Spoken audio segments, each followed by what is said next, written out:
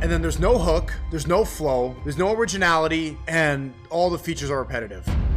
Dirty for dirty. There's nothing else to say. Like, I listened to this full project, didn't get bored. Dirty for dirty, like, he's different, bro. Like, it's repetitive, it's oversaturated, uninspired, overloaded, full of kind of edgy, metallic sounds. Everything on here was fire. Like, there's not even like a song where I'm like, oh, it's kind of like a throwaway. Like, everything on here, like, I liked. As an artist, like, yes, this thing's hard. I'm sorry, this is hard, bro. I was a little bit disappointed in a way, like, this is what we waited 5 years for? The internet is completely split right now. Some people thinking Carti is washed and the album was a complete waste of time, especially with him even supposedly using AI. Then on the other hand, some people think this is the greatest album of all time and Carti went 30 for 30. So was the album worth the 5-year wait and constant lies, or did Carti build all this hype and anticipation to just disappoint? So before we discuss and delve into if that album was actually worth the 5-year wait and is it any good, let's just go over the album and see what people were saying. Now, I saw very mixed opinions on the Swamp Izzo tags, some people saying he's a terrorist and shouldn't have ever been on the album, then some people saying they actually like the tags. Bro, Swamp Izzo, get the I need to file a restraining order against Swamp Izzo. I do not want to hear this old ass dude on the microphone again. We need him deported. ICE, I need to call Donald Trump and get ICE to go arrest his ass and take him to in Finland and just lock him up in an ice cube. Now I can see why people find it annoying, especially if they're actually trying to listen to Carti, but personally I think they add a lot to the songs. Like especially the solo Carti ones, there's a lot of empty space and I feel like Swamp Izzo kind of fills those gaps in and makes it way more hype when he's screaming down the mic. I actually like the Swamp Izzo adlibs with 17,000 likes, so I guess a lot of people do like the adlibs. Many people say it brings back that old mixtape kind of vibe from like Young Thug and Young Scooter. The only thing I don't like, which I don't know if it is Swamp Izzo's fault, if he's responsible for this, it's the gunshot sound effects, especially on the Opium Baby song where he emptied like 3 clips. Me trying to hear Carti through the stock gunshot sounds, 18 layers of bass and Swamp Izzo screaming. So overall, I don't think the Swamp Izzo tags ruin the album like some people are saying. If anything, they add a lot and sound kinda cool. Like if it was removed from the album, I feel like many songs would have been much less exciting. Now let's talk about the use of AI on iMusic. So Kuriko put out a tweet that said, Playboi Carti's music is now the latest mainstream hip-hop release to incorporate AI vocals, with tracks like Rather Lie and Fine Shit. How do you feel about this growing trend in music? Now this isn't the first time we've seen Carti use AI on his music, as previously on Timeless with The Weeknd, Carti was supposedly using AI. Now what supposedly Carti is doing is getting this guy called Lawson to record his songs and then slapping a Carti AI voice over it, which fans discovered previously with Timeless as a very robot-y AI demo track would release a couple days before the official release, where you can hear the kind of use of AI. It just sounds very robot-y and not smooth. So now apparently he is using this on music. Oh well, that's lame-ish. We cannot normalize this. Use your voice. Artists who use AI deserve all the backlash possible. AI in music kills all creativity, emotion, and is soulless. The exact opposite of what music is supposed to be. If you record 28 songs with a real voice, why can't you do those two?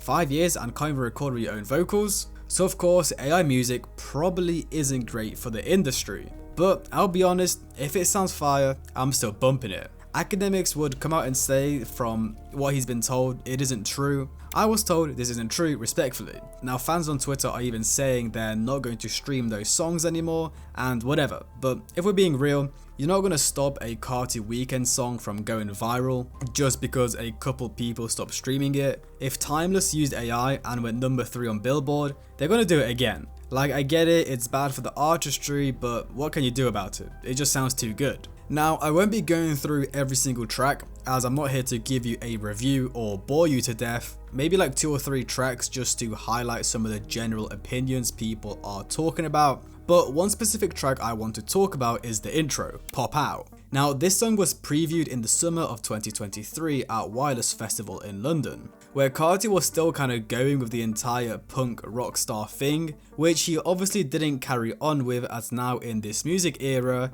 he switched to a more of a street Atlanta persona, which is the exact reason why I don't think this song really fits. This song gives me like Whole Lotta Red vibes or Narcissist vibes, and just doesn't really match with what's going on with the rest of the album. I have that same feel with Cocaine Nose too. Pop Out might be among the worst album intros of all time, and I'm struggling to disagree. I think the album was amazing, but this was probably the only song I would actually skip if I listened through again. However, it would probably be lit at a concert or festival. I was actually there when he played it the first time at Wireless, and the crowd was in fact going crazy. Now, where does this match against Carti's other intro tracks? Location, Long Time, and Rockstar? Well, I'd say it definitely ranks in last place. I mean, I'm reading through the replies of the Kirko post, and yeah, people are definitely not feeling Pop Out. I speak for everybody when I say Carti should have replaced Pop Out with 2024, which I actually think is a genius idea,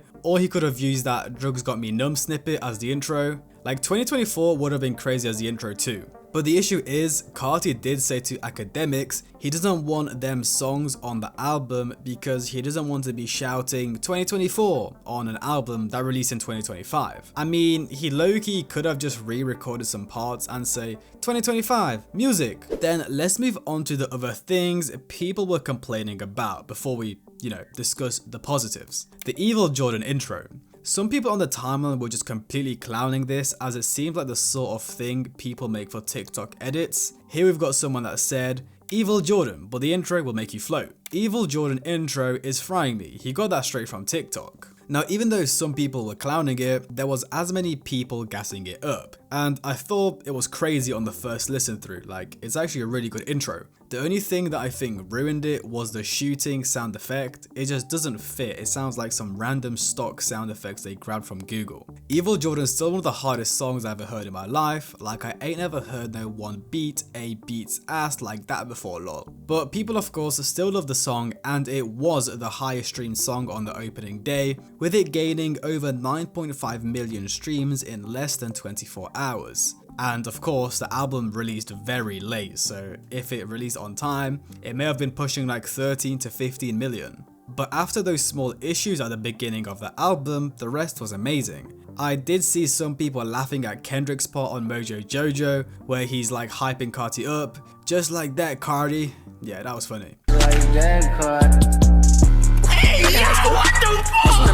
Just like that Carti, bro, he moaning, seducing this nigga. Was that in this nigga ear when he was making this song like that? Just like that Carti, just like that. Bro, it's throwing me. He said it not once, not twice, 3 times. And I actually did see a decent amount of Kendrick hate, which I don't think was deserved. Like, I don't listen to Kendrick myself, but his features on I Am Music were fire. I mean, even Ye himself tweeted, I don't like Kendrick Lamar's music. He raps very good, but I didn't need to hear him on Carti album. Which is funny because Ye actually produced Backdoor, which is one of the songs Kendrick features on. But yeah, overall, I thought he actually did very well across all 3 features. Just the start of Mojo Jojo sounded weird. Like, even before the sus part, he just sounded like a bit of a robot. I'm not really sure. I mean, whilst I'm on the topic of features, I even saw some people complaining about Travis's features, but I don't know. I thought they were solid. Honestly, right now it's kind of hard to tell what's genuine like criticism or people just trying to impression farm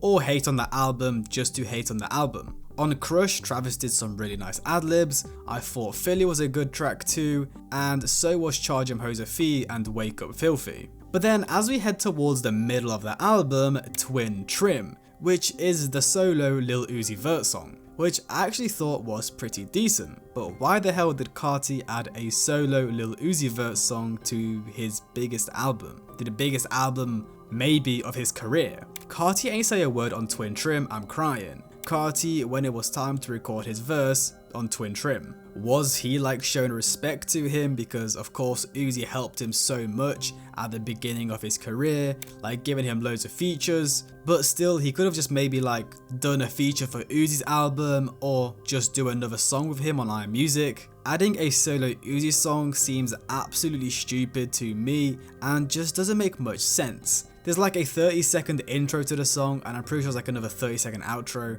so Carti could have easily hopped on it. This is like what kind of annoys me about iMusic because I thought it was great and I'll get onto that in a second, but a couple things just seem seriously rushed and lazy, and this is one of them. Then pretty much the final thing I saw people not liking about that album is the way they absolutely destroyed Hood by Air. So not only did they add those very loud snares or snare rolls I think they're called throughout the song, which they actually did on multiple other songs too, but they also cut out a couple of lines from Carti towards the end, which honestly overall kind of ruined the song for me. Unless they fix those super loud snares, I probably will just be listening to the OG version, because I was blasting the album in the car and it was fine until those loud ass snares literally burst my eardrums. Even Carter Got Wings, the producer of the original Hood by Air, would come out on Twitter to say, "For the record, I did not add those snares on Hood by Air, had to be let it known."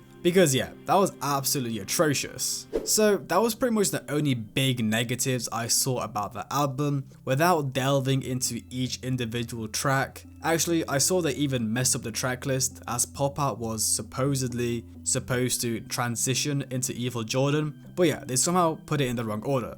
Anyways, so let's see what fans were saying about music. So someone tweeted, "The real question is, was this worth 5 years? No bro, mixing is terrible, it sounds so plain and no bass to any of them, and a bunch of soundboard Swamp Izzo tags." Now honestly, I see his point with the mixing not being great and overall the album sounding kind of rushed and unfinished. Mixing so bad on Crush. 2 songs in but kind of worried about the mixing. I mean, they couldn't even get the tracklist in the right order, but the Swamp Izzo stuff I don't really agree with. Honestly, the Swamp Izzo stuff kind of started a race war because people were saying like, if you don't like the Swamp Izzo tags, we know what you are. Basically saying we know your why and don't get it. My biggest issue is 30 songs is a bloated ass project bro. I haven't got through it all yet, but I'm sure quality doesn't dip too far past a couple skips. But this easily could have been a 12-song project in 2024 and a 16-song project today. Now I feel like the reason Carti did drop 30 tracks was because there's like no risk of him flopping. Like if he dropped 20, he could have missed out on some potential hits.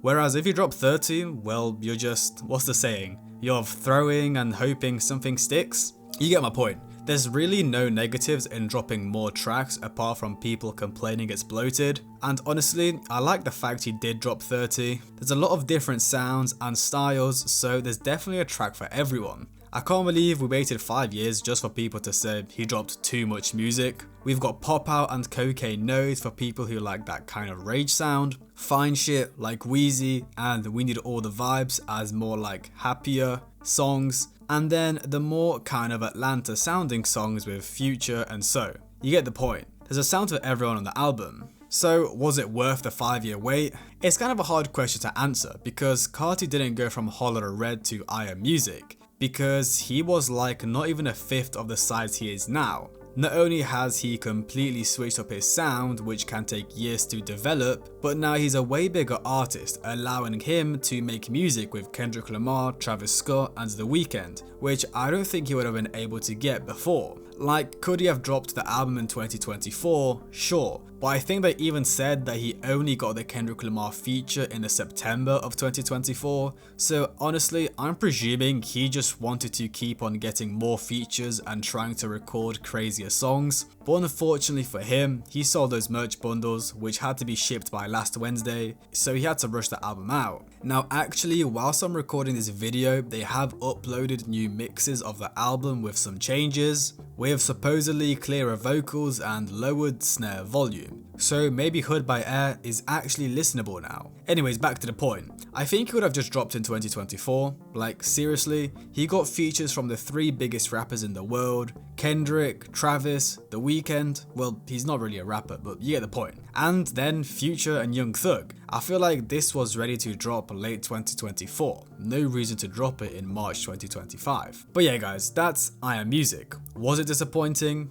I don't think so. Come on, there is straight bangers on here. Is it bloated, rushed? Sure. But if you tell me you don't like at least 5 to 10 songs on here, you're lying. And I know you're gonna say, well, 5 to 10 songs on a 30 song album? Well, that's still trash. Bro, just enjoy the music, relax, just vibe a little. I could play my mum some of the songs from this album and she'd love them. You're telling me she's not gonna like that The Weeknd song, bro? She's gonna be bumping that. I don't think it was as disappointing as people are saying. Like, let me read you some of the comments I got on my video and community tabs. Not gonna lie, he made you wait 5 years, so this would be yours reaction. He starved you for years, so you'll be grateful when you could finally eat. Bro is literally a narcissist, like for real. You're like in a toxic relationship. Okay, I guess I'm in a toxic relationship with Playboi Carti. Gonna add that one to one of my relationship videos. LMAO, the cope in these comments is unreal. Let's be honest, this so-called album shouldn't even be labeled as one. When the tracklist is just a random assortment of unrelated songs mashed together and it feels more like a mixtape or a playlist than a cohesive body of work, and 30 songs, seriously, it's a total mess. Okay, bro, I ain't reading all of that. No offense to this guy, he wrote 2 paragraphs in my community tab. I think that time could have been, used more efficiently somewhere else, more productively. Just enjoy the music, man. Everybody trying to act like Anthony Fantano here. I even watched his reaction to the album and it looks like he was loving it. Like, I have been trolling in some of my past videos saying he went 30 for 30, which people actually took seriously, which I thought was quite funny. There was a couple misses, but I think there's also like 20 absolute bangers on there that I will be streaming till the day I die. Come on, if you dude, there is bangers on here. Yes, is it a mess? Is there a couple misses? Sure, but I think it's still amazing. Only thing that I think he should have done is I think he should have added Ken Carson and Destroy Lonely on here, because I feel like it would have just made it more complete. Like, he's got this whole Opium label, but didn't even feature his artists on his main album, like the biggest album of his on his career. So anyways, let me know what you guys think of Iron Music. Was it worth the 5-year wait? Was it a disappointment, or was it a generational album? Hope you guys enjoyed. Like, subscribe, comment, and I'll see you guys in the next one.